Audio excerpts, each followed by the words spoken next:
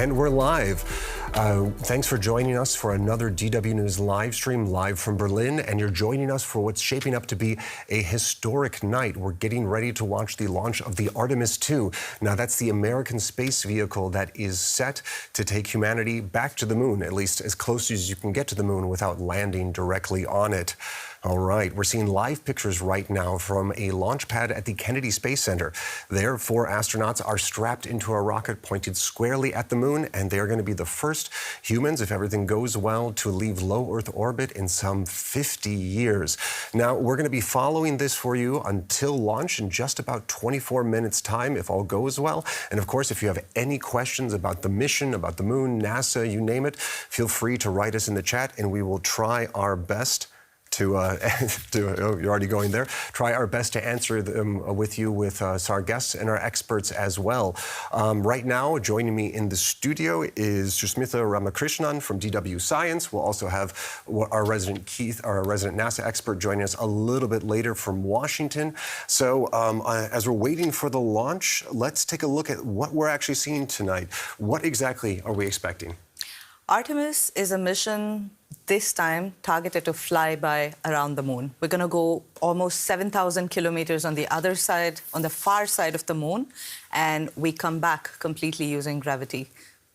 So this is the first, or actually the second mission of the Artemis program. We've already seen one test mission a number of years ago. What exactly are the goals of this mission? What are we looking for exactly tonight and over the next 10 days, actually? Artemis is a stepping stone for us to eventually get to Mars. In order to get to Mars, we need to get to Moon first, because one of the things that entails in going all the way to Mars is having an experience dealing with deep space. And deep space is a really complicated term. Yeah, it's also ambiguous. Yeah, exactly. You always hear that term kind of like bandied about, but what does it actually mean in this context? Well, in this context, usually we have a lot of satellites that are there in the low Earth orbit. Here's where all our television satellites and most communication satellites are set up. Here's where the International Space Station is. But this time we're going much, much, much further out into space. So, and also here the influence of Earth's gravity is much lower. There is almost no atmosphere. And because of this, the impact of radiation from the sun and other kinds of cosmic radiation is quite significant. And at this point, we don't know much about what radiation in deep space does to the human body or to our instruments. And Artemis II would give us a little bit of an insight into how our body is impacted by space and how machines are impacted by that too. And I'm just told from the control room that we have our NASA expert, Keith Cowing, joining us from Washington. Keith, can you hear me? I can hear you just fine, thank you. Yeah, great to have you on the show with us tonight. So we're getting ready we're getting ready for the Artemis II launch in just about 20 minutes' time. This is the first time humans are heading beyond low Earth orbit in over 50 years. Break this down for us. Why is this such a historic moment? Well, you're talking right now to somebody who's 70, and I remember when last time we did this. So there's a little boy from the 60s who's happy that we're doing this again. And then there's the older guy who's saying, well, it sure took long enough. But somewhere in between that, there's a lot more of the world that's never seen anything like this before. Neither of you, 3/4 of the people in the world, never seen people go to another world. So that's the cool part of all of this. Billions of people are going to get to experience this for the first time. Yeah, it is. You're absolutely right. In fact, one of my first memories is actually seeing the Challenger disaster back in the 80s. I think I was 3 when it happened, and that definitely shaped my perspective a little bit when it came to space launches. But what exactly are the goals of the Artemis mission? I mean, we've already been to the moon. We stopped going back in 1972. Why are we going back now? Well, I'll give you a historical example. Back in 1911 and 1912, Amundsen and Scott went overland to the South Pole. Kind of hard to do, dog sleds and all that. Nobody went across the surface of Antarctica again until 1958. And the reason they didn't is because somebody had done it, but B, the technology had advanced such that when they went back again, they had tractors and all kinds of stuff. It was safer, more productive. So flash forward to going to the moon. We did that. We showed that it was possible to do, but it was kind of done in a political realm of how to beat the Soviet Union. I mean, it was America versus them.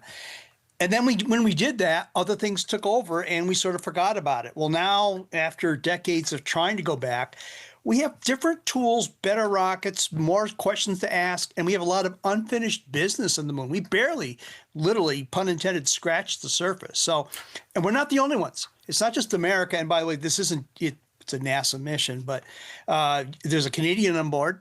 It's got a European service module, and it's got many companies from many countries around the world involved.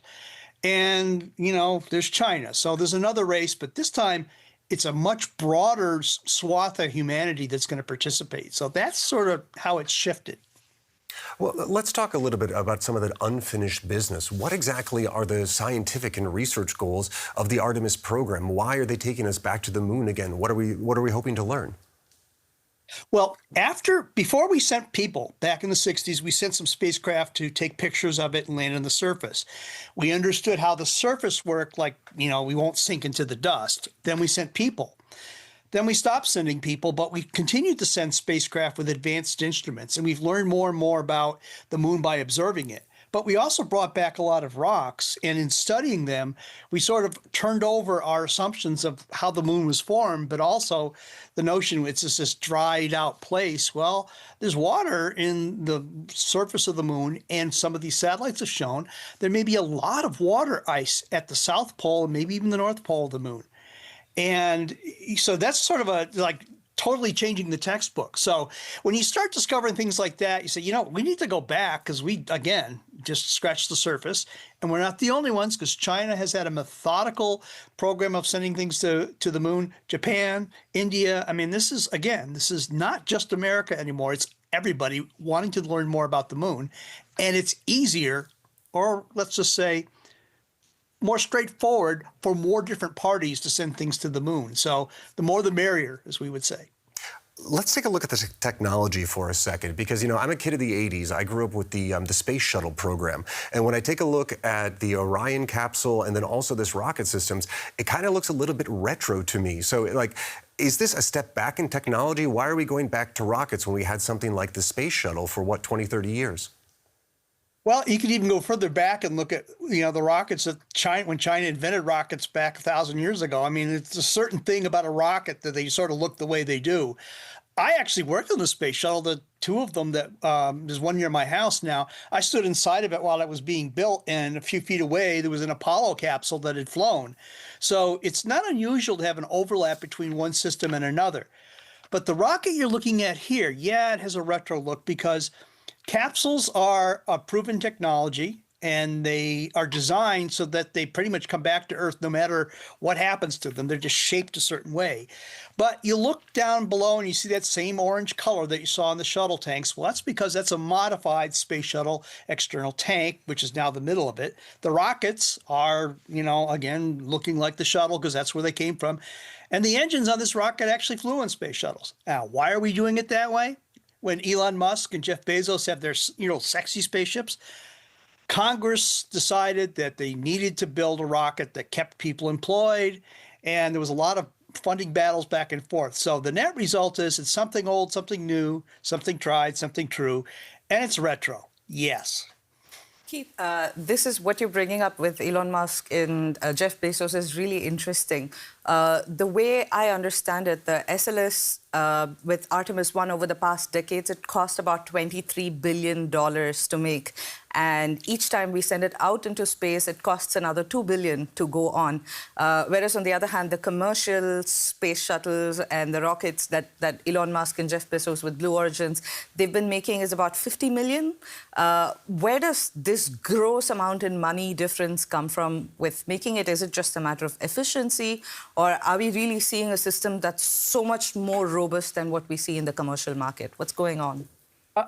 Answer is yes to everything. It's sort of like watching evolution and happen, where you get the dinosaurs on one hand and the mammals on the other, except the mammals are smarter and they know how to do things and they can get big given the opportunity. The rocket you see in the pad from NASA is a government rocket. It's built mostly under the direction of the government. It's subject to the whims of Congress, and it's the same in Europe and it's the same in Japan. Whereas these private companies have learned from the experience of NASA. They're not constrained by a lot of the weird regulations and laws that, that govern the way that a NASA rocket would look. And also, these guys have a lot of money. They grew up kind of your age, I guess. They watched a lot of science fiction. Then they got really rich, and they don't know any better than to try new things. And they went back, and again, your price quote there is probably accurate. Elon Musk makes these rockets like we would make corn silos here. They literally, as an assembly line, they comes marching through like refrigerators. NASA can't do that. And now NASA sort of realized that this is just too expensive. And they're going to be using rockets built by Musk and by Bezos and lunar landers. So it's, again, evolution is moving along here. It's not the same pace for everybody, but it is shifting. But it's not there quite yet.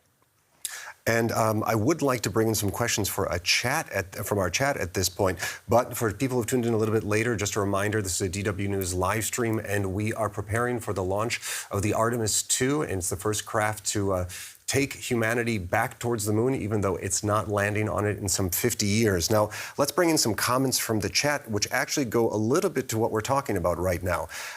Sarah Brown, one of our users, said that launches like these seem like a massive waste of fuel and energy resources, especially now, given the situation we're in. And Order of the Lion comments that projects like this usually end up breaching milestones in future technology and driving technological development. So, Keith, if I could get your comments on that. Yes, an incredible cost of money, but we're also looking at developing new technologies. Maybe you could talk about that for a second.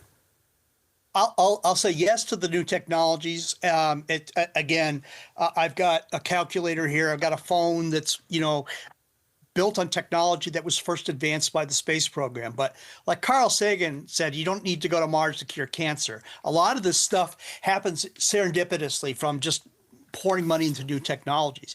But to the question about wasting fuel, the fuel is made out of water. It's hydrogen and oxygen. It's really cheap. And that is like the least cost of all these things. The development money, yeah. And I think, as we've said before, and as your other guest has noted, we don't have the luxury of doing expensive rockets anymore. We need to be more consumer product oriented, and which is what, again, Elon Musk and Jeff Bezos are doing. But at the end of the day, you could sit there and you look at the cost of the space program, whether it's America's or Europe's or anybody else's. It is a pittance. It is minuscule compared to what we spend on bubblegum or pizza or tacos as a culture. Now, of course, you can live on those, but the cost is very small. Based on that, if you look at the output and what technology has been derived from that, and just human knowledge, it's well worth the cost. Now, a lot of experts are saying that this is a stepping stone mission. It'll first get us to the moon, teach us how to establish a presence there, and that will be the first stepping stone on getting to Mars. Is that an accurate assessment of the program and the goals of the Artemis program? Yeah, it is, and I think it's finally a realization that we need to learn to, was it crawl, walk, and run? And we're sort of we've done the crawling and a little bit of the walking, but to go to Mars is running. And I can just tell you from a personal experience, I've been on 3 expeditions up near the North Pole, a desert remote island, and I lived for a month at Everest Base Camp. Dangerous, but if you understand what you're doing, you'll be okay. But there's homework involved, and you don't want to get to your location and say, oh my God, I didn't bring this, or this doesn't work here, or whatever. You do your homework before you leave. I would set up my tent in my backyard to make sure I knew how to do it.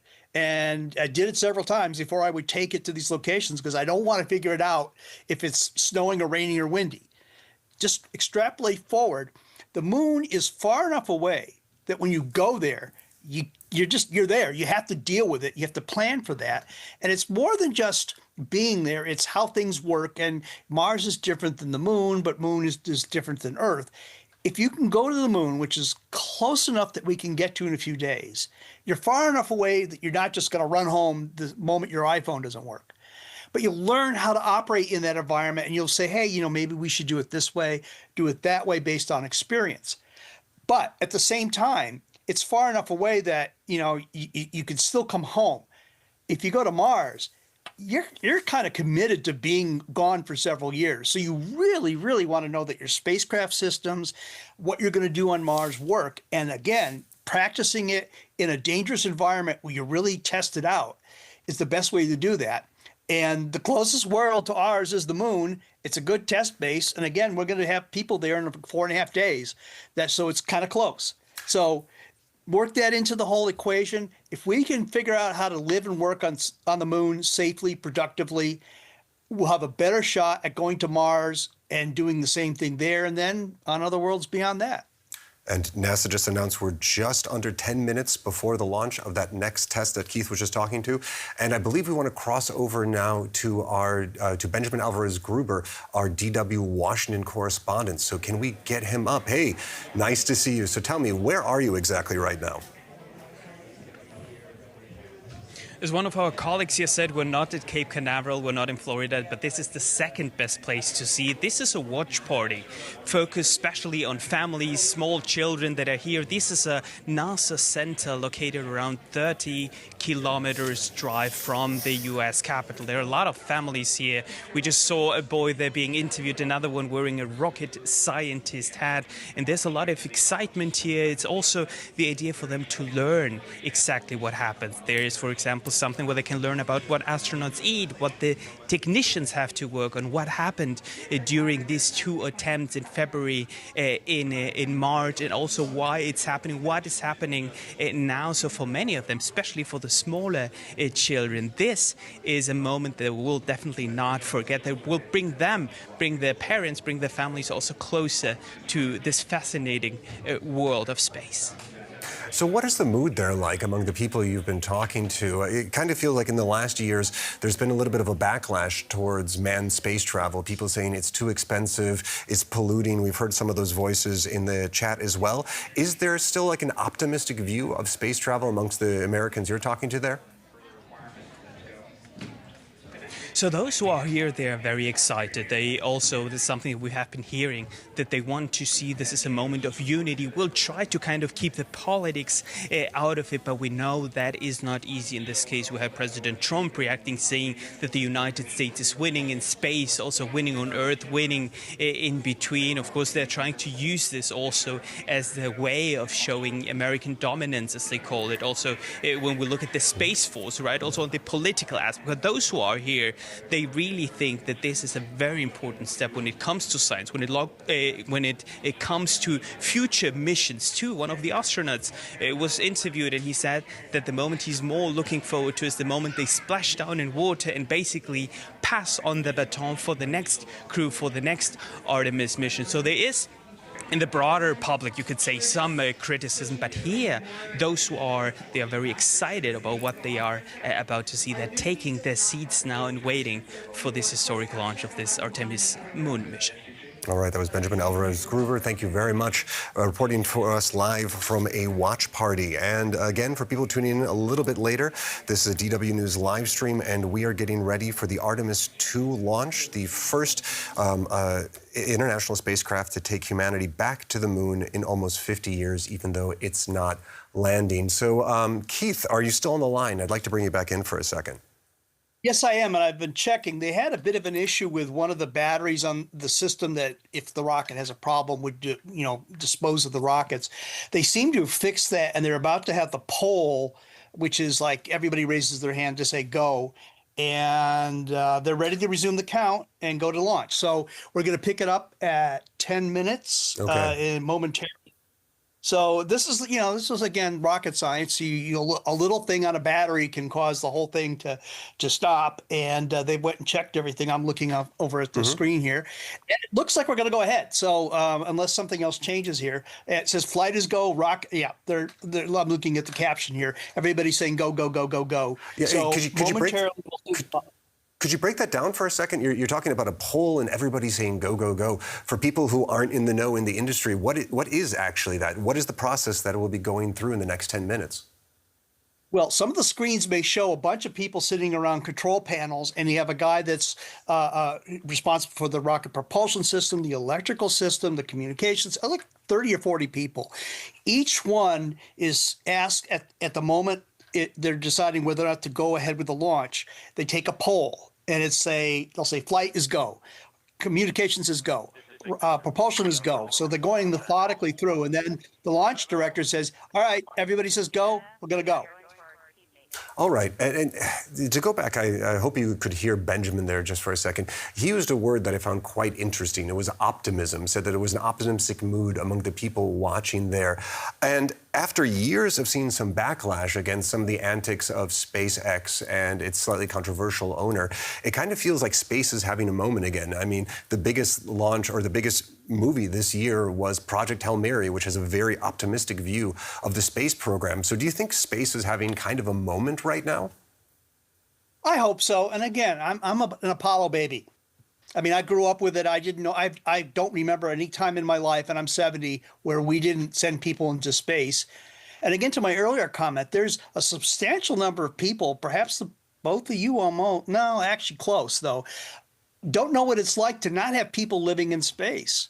That's normal. Now, for me, it's normal because I'm a rocket nerd. But, you know, for most people, it's become so commonplace that the excitement has been, you know, sort of let the drift away. But going to the moon, I mean, we haven't done that in a long time. There are kids right now whose parents and maybe even grandparents were the last ones to see this happen. And, you know, exploring space. I mean, why are these movies so popular? We're going out into the unknown. We're seeing new things. We're meeting aliens that look like Rocky and so forth. And the younger kids especially don't know any better than just to be excited by the pure fantasy of doing this. And it rubs off on their parents and their grandparents. And if the politicians pay attention, it rubs off on them. So, I mean, who wouldn't want to go to the moon?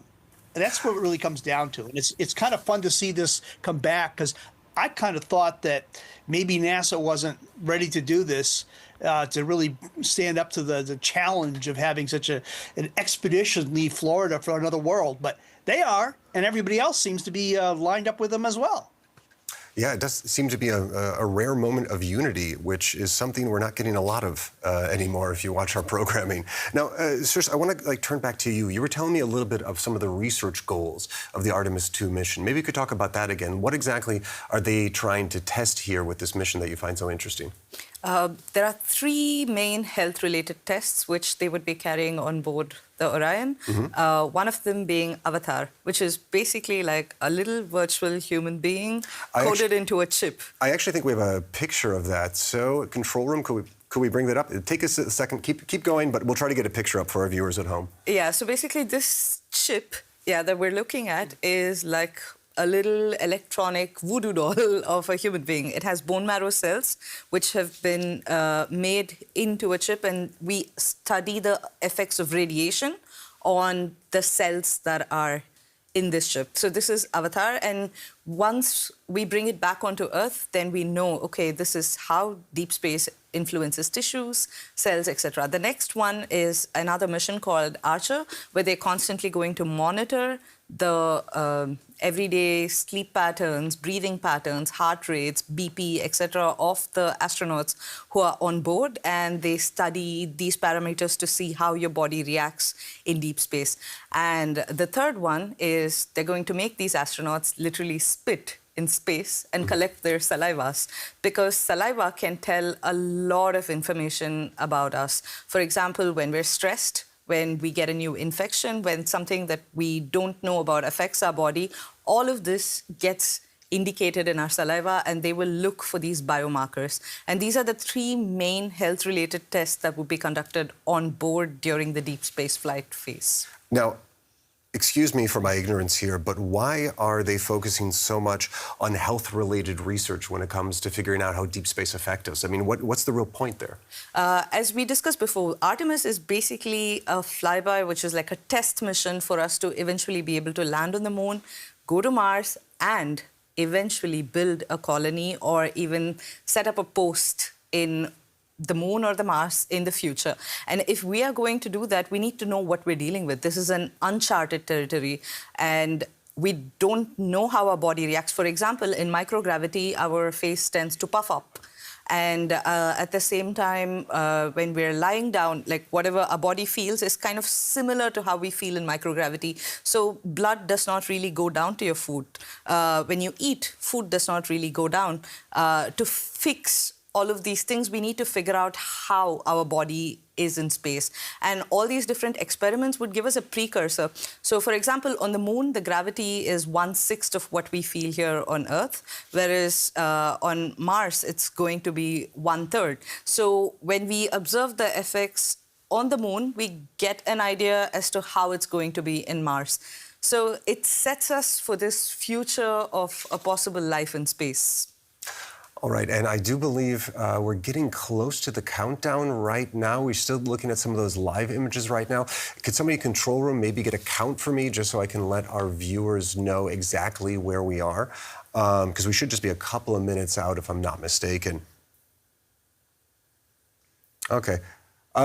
Okay, yeah, we're just bringing the pictures up right now, exactly. So T-minus 9 minutes and 30 seconds to go. Keith, let's come back to you just for a second.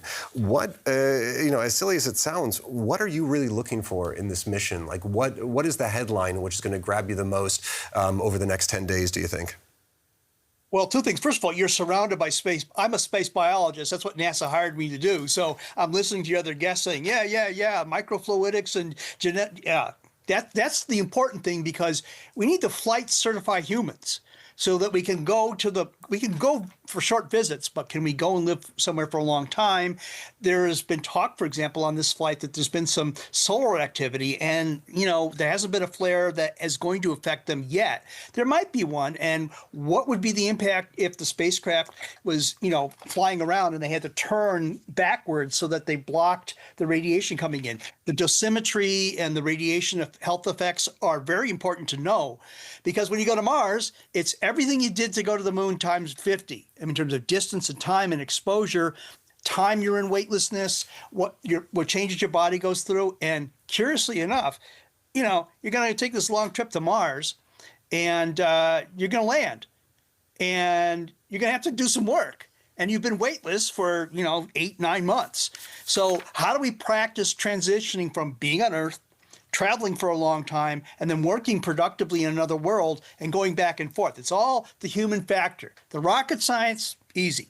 But to your original question, the most important thing about this mission is hopefully that the spacecraft works exactly as it's been designed to, and I think it will. Okay, cool. The arms, I'm getting rocky nerd now. I'm seeing the arms retract like this. This is really going to happen. That the spacecraft works, it's reliable, and that we can then test out the landers in low Earth orbit, and then within a year or two, actually put people back on the moon. So it's a flight test is what it is, and at the end of the day, all the other stuff is fun, but if you want to go explore outer space, you need rocket ships that work. And that's kind of what the fundamental aspect of this mission is. You also need a space program that can support it, that can be funded, that has public support and the scientific rigor to make it worthwhile. Those are the things that feed into this, as your other guests noted. So hopefully all that's going to come together. We're going to see 10 days of astronauts spitting into test tubes, taking samples, all the things that are going to be required that really make space exploration worth doing, as opposed to just, playing with your food in outer space. So Keith, long answer to a simple question. Keith, yeah, I just want to I want you to elaborate on something that you briefly touched upon and moved past, the solar flare.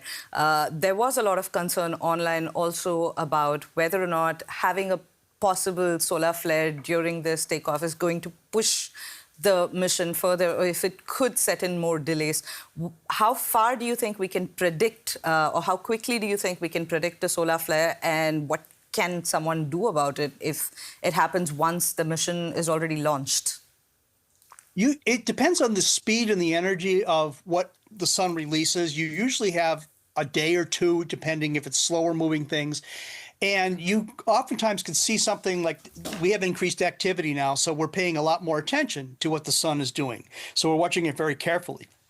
You would probably have more than enough time to alert the crew so they could steer the spacecraft. So literally the most bulk of the spacecraft is acting as a shield, and then you hide behind a few other things in there to lessen your radiation exposure.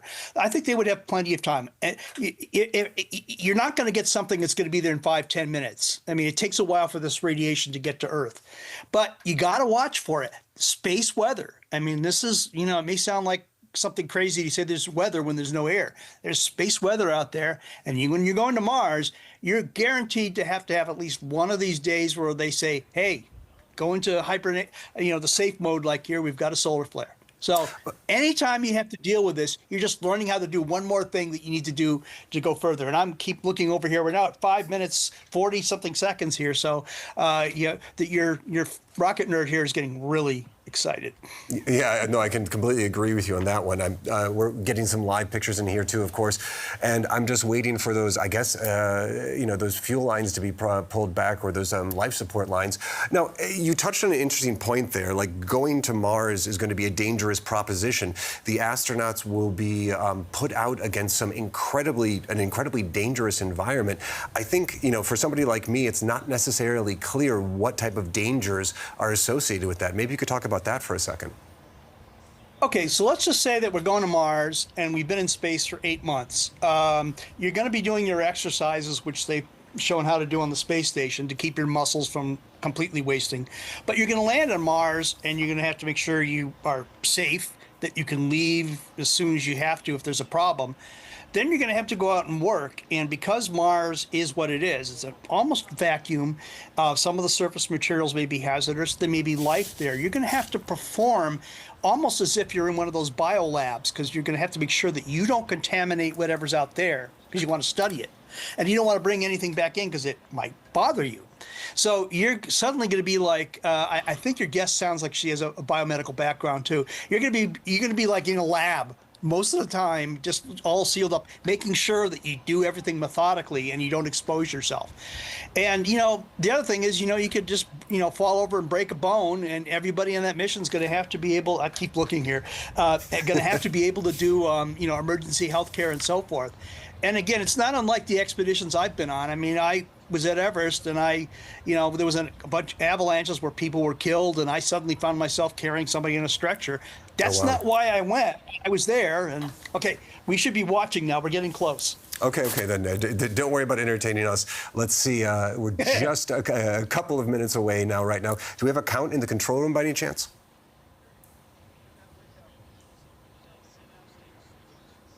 Dry minute.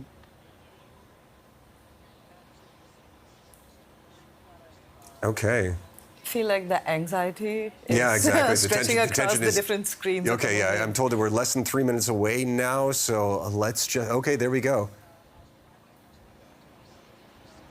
And we're seeing the base of the rocket there, if I'm not mistaken, and okay, good. We're bringing up the sound now, so let's let NASA take it from here. And there you see them moving.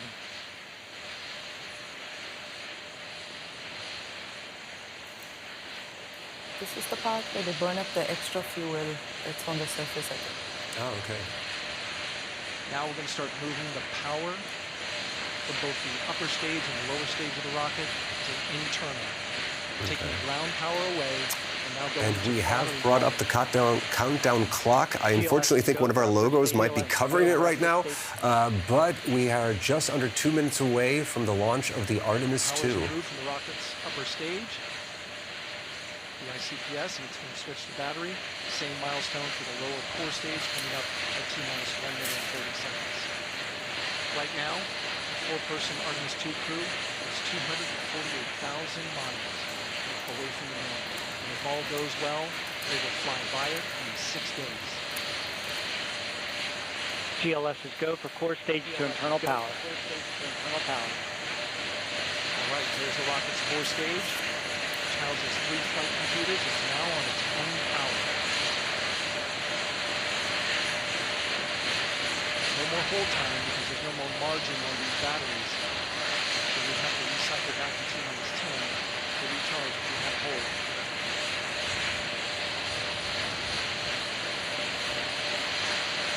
One minute. And as you just heard there, we're at T-minus 1 minute to the launch of the Artemis II with live pictures from Control Cape shifts Canaveral ground in launch Florida. sequencer to the rocket's onboard autonomous launch sequencer, or ALS. The rocket will count itself down, but monitor any holes. From this point on, it's automated.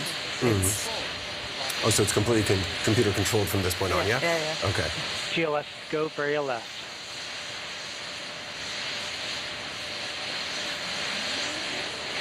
$25. 20. 15. 10. GLS is go for core stage engine start.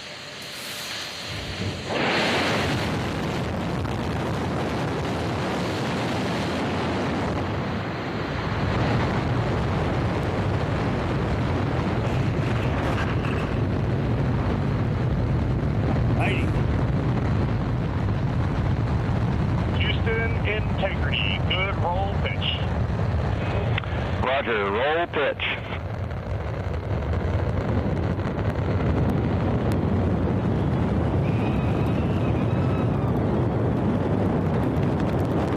Integrity, AMT high.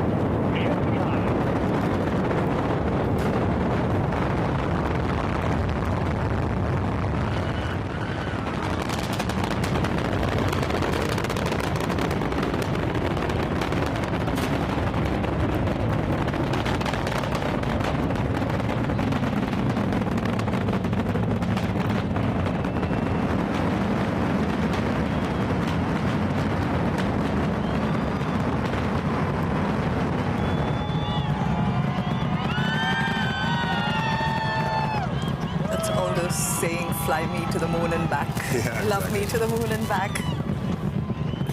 Integrity through Max Q on Ponce de Leon. Stan, we have you loud and clear on Ponce de Leon. Have you the same?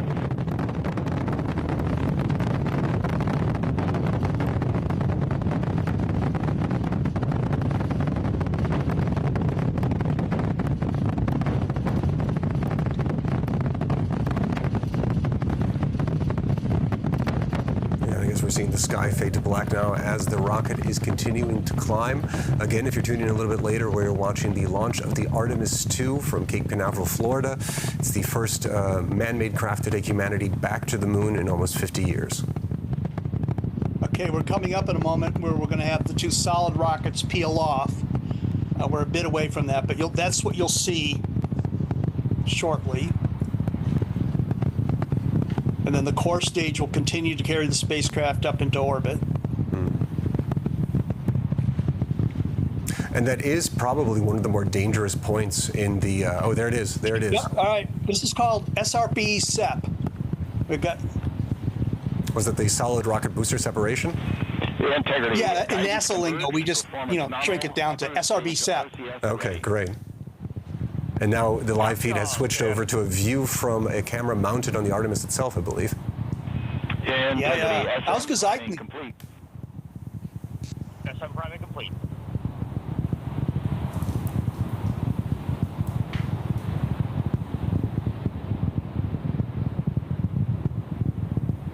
Okay, everything looks absolutely the way it should.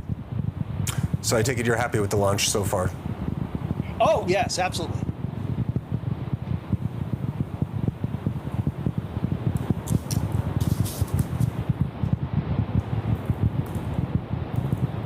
Yeah, another thing, it may sound simple, but when you see, yep, okay, that was exactly what's supposed to happen. There's these panels that surround the lower part of the stage that's going up. They've been thrown off. The launch escape system, which would have pulled them off, has now been released. Houston, integrity, good last Yeah, so these Madison, great things fall- two. Yeah, I mean, it's all going Copy, exactly the way it Jensen. should. Team Eco 8+02. Now, when they say MECO, that means main engine cutoff. That's coming. It hasn't happened yet. And Houston has you loud and clear on Tidris at the Carmen And line. when MECO happens, when the main engine cut off, what does that mean? Are they in then Earth orbit at that point, or where is the craft? Not exactly, because you have the other, excuse me, I have an itch. You have on top of the rocket, you have a second stage, a smaller one. It's called the ICPS. It's the interim cryogenic propulsion stage. That boosts everything, what's left, further up into orbit, and then it stays connected until they've done about an orbit around the Earth. Then they toss it out. But we'll get to that in a bit. But right now, it's about 8-ish minutes into the flight that you would have this. It's similar to what a shuttle would do. But as you get further up into the atmosphere, the gases coming out from the engines create these larger and larger clouds because there's a vacuum up there, and it's easier for the stuff to spread. And we're seeing nice, stable images. Rockets aren't moving around. I mean, that is exactly what you want to see when you're watching a launch vehicle. We SpaceX. see the same, and we have a beautiful moonrise. We're headed right at it. They got a moonrise. The problem that SpaceX had is you would watch these launches and you'd see the rockets spinning around. And anybody who knows anything about rockets would say, well, we're going to have a bad day. Something's not working. But this is solid, straight, just doing exactly what it's doing. And it's beautiful plumes coming out of there, symmetrical burns from all 4 engines. It's just Engine press. perfect. Keith, I have a question for you. 3 engine press. Are we still somewhere in the safe zone if something goes wrong to abort mission? Like, how far along does abort mission phase? When does it stop? When can we not recover people and we have to let them fly around and come back anyway? Well, it's a full what they call a full envelope that if they had a problem right now, they can either separate the upper stage earlier and go. They would probably have to do what's called a once around, AOA, abort once around. And they would fly around the Earth in an orbit that's designed to bring them back probably to I think it's the Pacific Ocean, maybe the Atlantic. So they have these contingencies built in. But again, this is just a beautiful plume coming out of that rocket. I mean, you just can't do any better. And based on what you're saying, it sounds like this launch is a testament to the technology, that they've taken the time to make sure that they've developed a stable and secure system. Am I understanding you correctly? Yeah, I mean, they've done cheering now, and we're waiting for what's called MECO, main engine cutoff. You'll hear some cheering. Shutdown. Nominal shutdown. Okay, that's MECO. So now you're seeing just venting gases coming out of there. And momentarily, you'll hear staging and second stage ignition. And the second stage is it a booster to get it to a stable orbit or to get it onto the moon? What exactly are we looking for in the second stage ignition? It finishes, as I say, we call this going uphill. It finishes the ride uphill to get the upper stage and the spacecraft into orbit. It'll go around the Earth, take a big loop around, come back, and then they will separate from it. And this is similar to what was done with Apollo. I could grab things on my desk here. And, you would have the rocket separate like this, then it would turn around and they would pretend to, dock with it to practice how you would dock when you actually did the lunar missions. And then they will leave that stage to come back to Earth. They will fire. Okay, I think we just had another call out here. I think they said AOA open or something? Abort once around opening. When they say AOA opening, it means the abort once around means they can do that. Sometimes it's scary when you hear this. You say, oh my God, it's an abort. No, you can have one if you need it. Not that it's happening. Honestly, next time we do this, I want you to give me a prep sheet, a cheat sheet before we come on the air, because I could definitely use one. When you leave NASA, you have to learn to speak English again because you just used to acronyms made out of acronyms and jargon, and nouns and verbs get confused, and it's rocket science.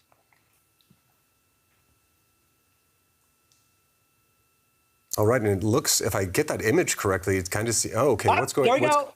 All right, that's staging. You now see, it's called staging. Stage separated. It's beautiful. That's exactly how it should look. And you'll see at one point in the animation when they show it, the separation, the upper stage now is going to fall back eventually into the ocean. And the second stage, which is all the white part of that animation, you'll see that will start up and take the stack, as we call it, the stack of things on top of the rocket, take the stack up into the desired orbit that they want that in, and it'll go around the Earth one time. Okay, there you see the separation on your animation. And they usually wait till you're a fair distance away before lighting up the second stage. So Keith, correct me if I'm wrong, like in this first day when they're going around the Earth, this is when the life support systems are going to be checked. And what does this mean when they say this is the period where life support systems and, say, drinking water, toilets are being tested? So what does this mean for the astronauts or for the mission? Well, if you look at, they have these timelines where there's 4 crew members, and it's like a chart where you saw these little things that you're going to do. And everybody has a different responsibility in terms of checking out the initial operation of the spacecraft. One is to see if the life support that's going to keep them alive is going. The second is to be sure that the communications and the computers and the guidance systems are operational. The third is going to be kind of watching the stage, being ready for the practice that when the capsule and the service module separates from the second stage, it's called prox ops, or proximity operations. In English, it means how you're going to interact with that stage in close proximity, practicing as if it was a lunar lander at some point. And then the fourth is the commander, who's just looking at everything on top of that. But the idea is if something isn't working properly, they're not going to leave Earth orbit if something important is not working properly. Okay, and Keith, please stay in the line. We're going to cross back over to our DW Washington correspondent, Benjamin Alvarez-Gruber. So, Ben, what is the atmosphere there like? There is a lot of excitement and I say now relief that we're seeing the stages work out just as this NASA mission was planning to do them. Everyone here basically counted the countdown and is waiting for more information during this live stream. So whenever there is an announcement by mission control, it's very quiet in here, a lot of cheering, following closely these different stages. Here I've been to a couple of live streams, you can say, these public viewing events also during movies, and I've never seen this anxiety building up during those final seconds as we saw the liftoff of the Artemis II rockets. They're waiting here, we see it's very cute, also parents telling their children what is happening, what they're seeing here. So it's also those who are working in the center explaining exactly what every stage means as they're still waiting to get more information on how this mission is going. But they were very excited, counting on those last seconds, and they were also told in here that this hold at the 10-minute mark, so T-10 before the launch, is the normal procedure for them to know. Many were wondering, oh, what is happening? Was it aborted? Will this happen on another day? But yeah, it's a mix of emotions, but you can see people are now chatting and talking, but there were really minutes of total silence waiting for this historic moment. Okay, Benjamin, thanks a lot for that. Let's cross back over to Keith for a second. I've been told by our own control room here in Berlin that we're running a little bit short of time, but we want to go back to some of your questions in our chat, both on TikTok and YouTube as well. So Keith, Momo the Duck asks, why would we want to go to Mars in general? Just because we can? Not to be flippant, but yes. Why do we want to go to the Antarctica? Is to study how that part of our world operates and how it affects the rest of our planet. Why do we want to go to Mars?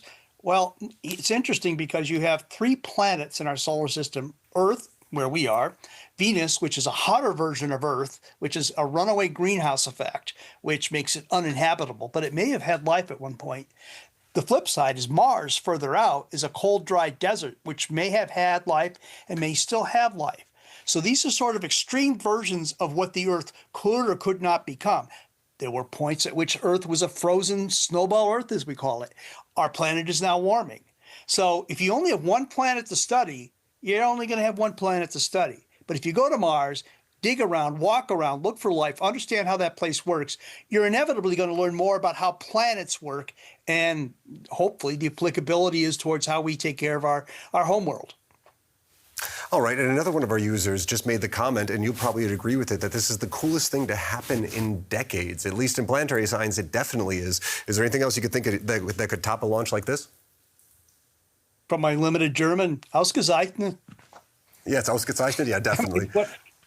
I mean, but you know, what else are you going to say? We're going to the moon. Yeah, exactly. And if I'm not mistaken, let's see, this mission is slated to last for 10 days. Is that correct? It's going to be like 1 day around the Earth, and then there's going to be several different phases. Maybe you guys could walk us through that just for a minute before we end up here. So the first stage is, as Keith mentioned, the 1 day we go around the Earth, and then the next 3 to 4 days is crucial because here's where the deep space travel or the journey towards moon begins. Here's where all the experimental setup will be brought out and tested. And towards the end of this is where the third phase begins, where we loop around the far side of the moon. And this is really interesting because the far side of the moon is also some of the oldest surface anywhere in the solar system.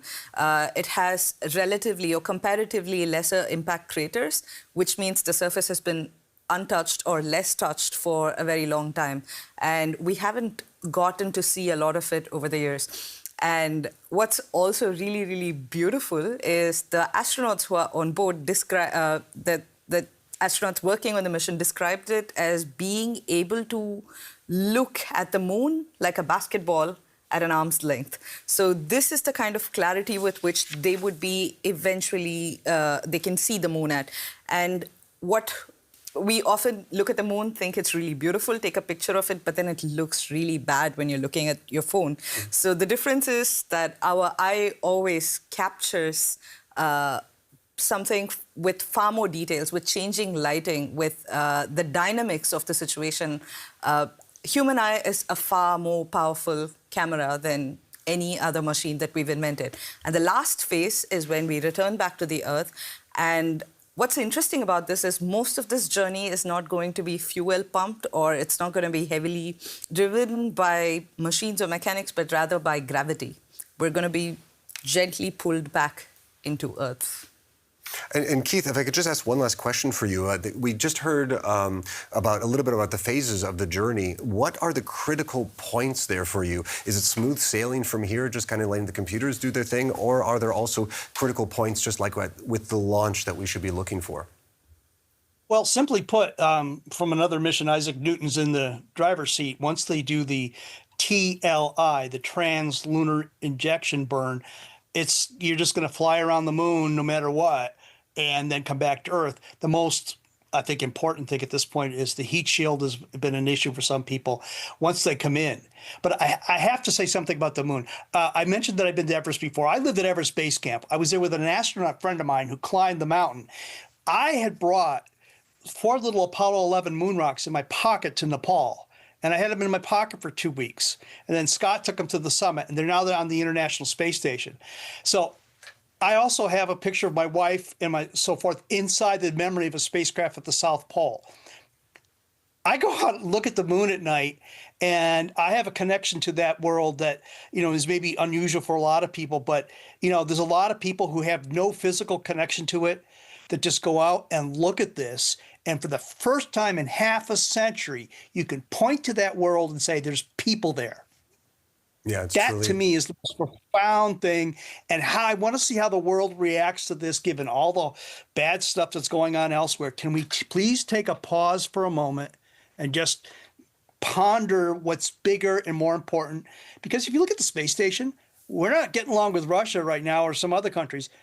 We work fine in space. So maybe space could teach us something back here on Earth, how to get along with each other. All right, that's actually a great sentiment to leave it on. Keith, we're going to have to leave it there, I'm told, from our control room. But that was Keith Cowan, from our resident NASA expert, talking to us from Washington. And of course, we've been following the launch of the Artemis II, which is now squarely on its way to the moon. It'll be reaching there in the next several days. Keith, thanks a lot for joining us. And to all the viewers at home, thank you for joining our live stream. We're going to be capping it here, but do tune in for the next one. Look forward to seeing you there. Bye-bye. Bye-bye.